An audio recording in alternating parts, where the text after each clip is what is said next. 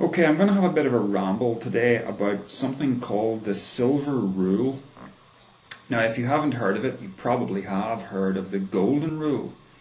The Golden Rule is do unto others as you would have them do unto you.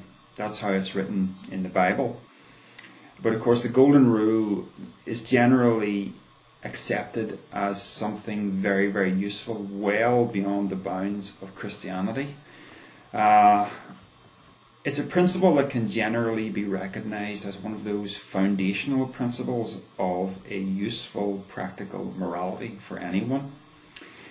But I'm going to suggest a slight modification of the Golden Rule, and it's called the Silver Rule. I heard it called the Silver Rule under the banner of Satanism, of all things.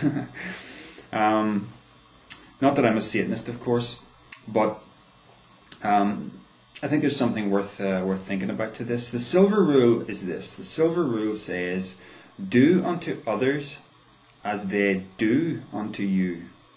Now, what exactly is the difference? Well, the Golden Rule, do unto others as you would have them do unto you, it forces the person to conceptualize in their mind a way that you wish to be treated by all people.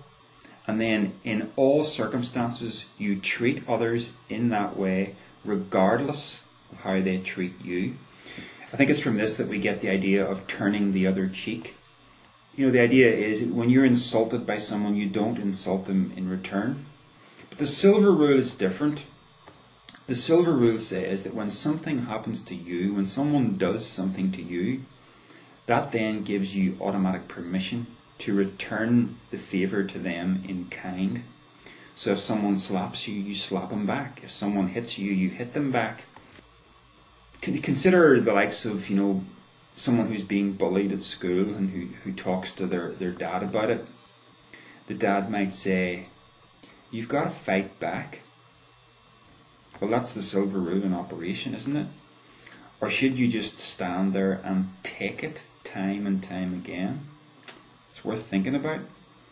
So anyway, I decided to put the Silver Rule into practice over the past while, in a very minor way in my life, just to sort of test drive it. And the way I did it was, anytime I saw an antagonistic comment directed at me in the YouTube comments, I gave myself permission to antagonize that person right back. And basically to become something that I'm not naturally. I'm not naturally someone who just leaps upon somebody and calls them all the names of the day. But of course, according to the Silver Rule, if someone does it to you, you can do it to them right back. So I did. I repaid them in kind. If someone called me names, I called them names right back. And I usually went even further than that, and I pointed out their own failures.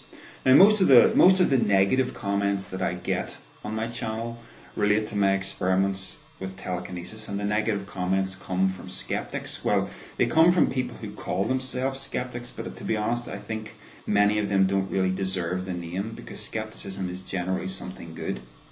You've really just got these bullies and name callers masquerading as skeptics, and they just take great delight in lambasting you. So I actually found it kind of fun to do the same thing back to them. And in a couple of instances, I was able to point out the hypocrisy of the person, because in one instance in particular that I remember, there was a back and forth between us from maybe 5 or 6 times, until the person finally exploded and said, this conversation is over, and if you don't stop this, I'm going to spam your inbox. So I wrote back to him again, and I just pointed out the sheer hypocrisy of this. I said, you can dish it out, but ultimately, look at you, you can't take it. And of course, what do you say to something like that? There's nothing you can say, and that was the end of the discussion, because he was ultimately a hypocrite. And that's the thing. If you feel you have every right to dish out to people as you see fit, you better be prepared to get it back. this sort of leads me on to talk about something else that happened to me, something that really spans about a year and a half of my life.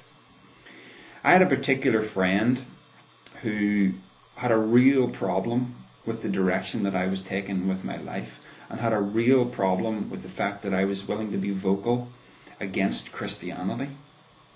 And for about a year and a half, I basically spent that time feeling like I had this person's boot on my face.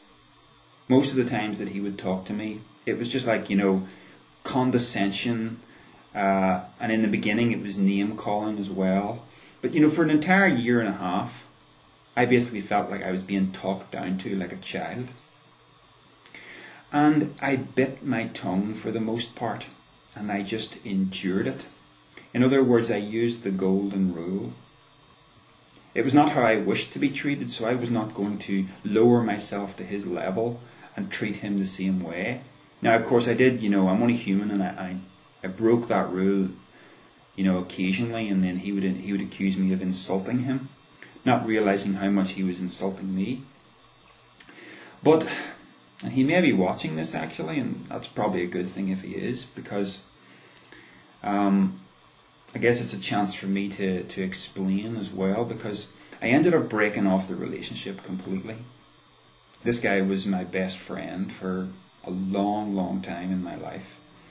But because of the direction I had taken him with my life, and because of his reaction to it, the entire relationship just disintegrated. And I took stock after a year and a half, and I said, look, there is no friendship left here. And I'm done. And I want this to be over. And I literally ordered him out of my life. And, I actually exploded to him at one point. And I cursed and swore at him. And he just kind of was taken aback with this and was like, where is this coming from? And where it came from it was a direct result of the unhealthy psychological state that you can get into by living by the golden rule. In other words, I was trying to be polite, I was trying to be civil, but what I was really being was dishonest about how I genuinely felt about this person for a year and a half. And ultimately, just like a pressure cooker builds up, it all ultimately had to come out. And it did come out. And it came out in the most violent way. So, how much better would it have been if I had simply, in that relationship, from the beginning, if I had simply repaid this person in kind? Like when he insulted me, I'll just insult him right back. And then when he complains that he's been insulted, I just point out the hypocrisy of this. That would have been so much more healthy for my own psychological state than it was. And who knows, there might even have been a different outcome to this, and the relationship might not have been, disintegrated.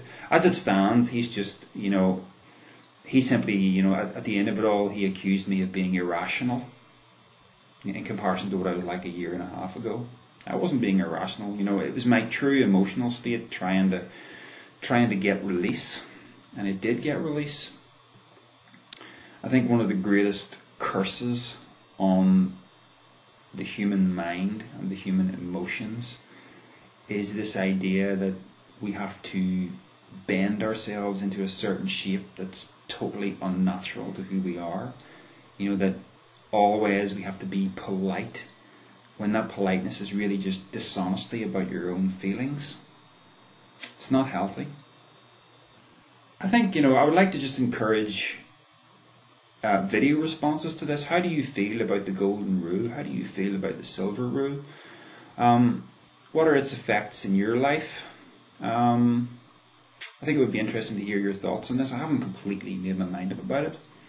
I've just kind of been test driving it consciously, and it seems to be a heck of a lot better than the golden rule. The silver rule, it's not really a rule in the sense that it's something you have to follow in every and all circumstances. All useful morality is based around the consideration of consequences. So for instance, if you're going down the street on your bicycle, as I do, and someone from across the road shouts some abuse at you, and that person happens to be someone who has a reputation for kicking people's heads in, well, you know, it may not be a good idea just to hurl abuse right back at them. You know, we have to consider the consequences of everything that we do, and that's how morality works.